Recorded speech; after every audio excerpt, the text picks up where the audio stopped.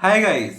सो एक सीए का पावर क्या होता है, उसका सोसाइटी में पोजीशन क्या होता है, मार्केट में डिमांड क्या होता है, सब कुछ एक्सप्लेन करने वाला हूं एक सिंप्लीफाइड फॉर्म में, ताकि एक लेमैन को भी समझ आए और एक 11-12 की स्टूडेंट को भी समझ आए। So let's start the video at once.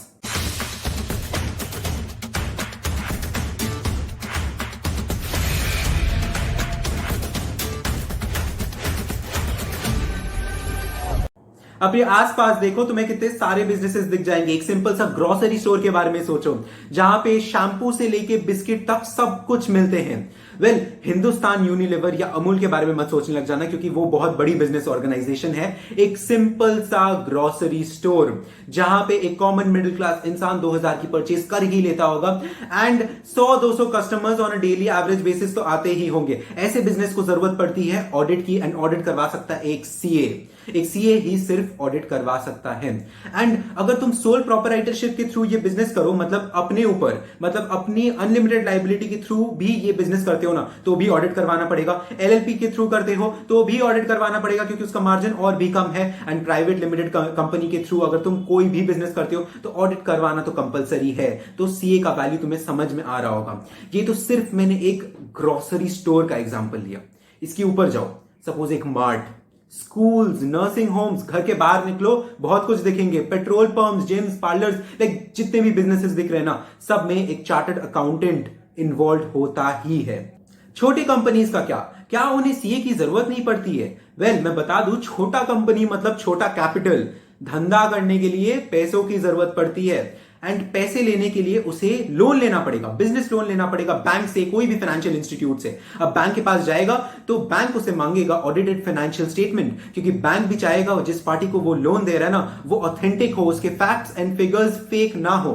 तो वो चाहेगा वो ऑडिटेड हो, एंड ऑडिट करेगा एक चार्टर्ड अकाउंटेंट। इसका मतलब चार्टर्ड अकाउंटेंट जब ऑडिट करता है ना, तो ये वेरीफाइड हो जाता है कि उसकी जितने भी फाइनेंशियल स्टेटमेंट्स है सब ठीक ठाक है, कुछ भी फेक नहीं है। तब बैंक आराम से रिलाई करेगा एंड बिजनेस लोन देगा। ये चीज इंश्योरेंस क्लेम में भी होता है। इंश्योरेंस क्लेम में भी देखा जाता है कि मोस्ट ऑफ द टाइम्स चाहते हैं कि तुम्हारे फाइनेंशियल स्टेटमेंट्स ऑडिटेड हो, ताकि इट्स मोर रिलायबल, और कुछ नहीं। इसके अलावा अगर तुम्हारे बिजनेस के कोर्स में, मतलब सपोज बिजनेस के कोर्स ऑफ टाइम में तुम कोई डिस्प्यूट में पड़ गए, तो क्या होता है? तो ऑब्वियसली तुम सबसे पहले एक चार्टर्ड अकाउंटेंट को कंसल्ट करते हो, क्योंकि तुम्हारे सीए को ना तुम्हारे बिजनेस के इर्द गिर्द सब कुछ के बारे में पता है, एंड उसे कॉर्पोरेट लॉ लेके भी बहुत अच्छा नॉलेज है। He can also practise law provided that he has permission from the Bar Council. तो this is the fact to be noted.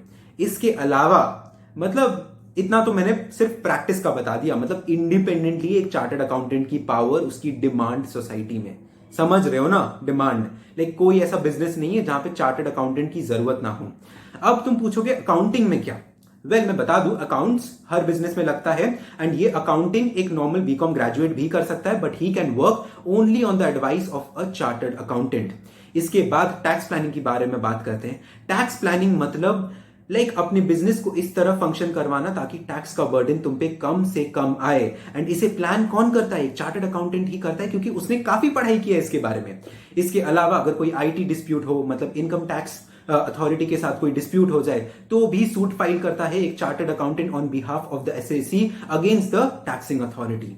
तो ये सब इंडिपेंडेंटली जब एक चार्टर्ड अकाउंटेंट अपना फर्म बना के प्रैक्टिस कर रहा होता है, इतना सारा अपॉर्चुनिटी है।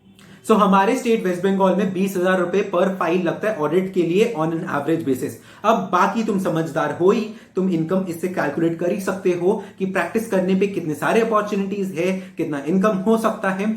इसके अलावा जॉब्स में बहुत सारे अपॉर्चुनिटीज है। गवर्नमेंट जॉब्स है, प्राइवेट जॉब्स है, like finance manager, accounts manager, CFO, इन सब पोजीशंस के लिए सीए को हेवीली रिक्रूट किया जाता है। 40 to 60,000 is the average opening salary, and इसके बाद मतलब 2-3 साल बाद 1 लाख पर मंथ हो ही जाता है, प्रोवाइडेड वो सीए 1-2 अटेम्प्ट में क्लियर किया हो।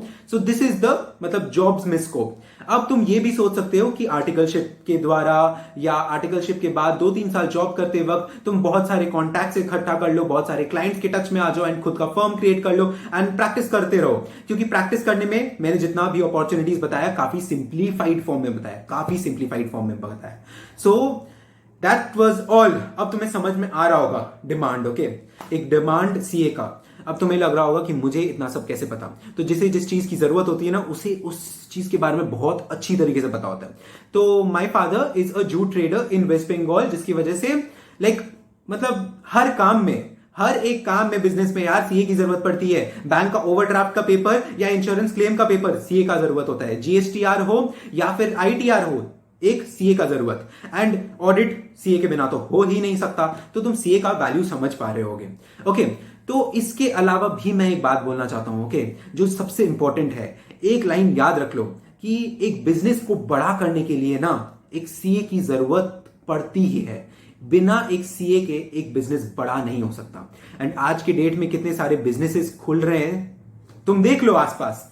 इस साल ही कितने सारे आईपीओ निकले, कोई आइडिया है? इतने सारे आईपीओ निकले, तो कितने सारे स्टार्टअप बिजनेस आइडिया सक्सेसफुल हो रहे हैं।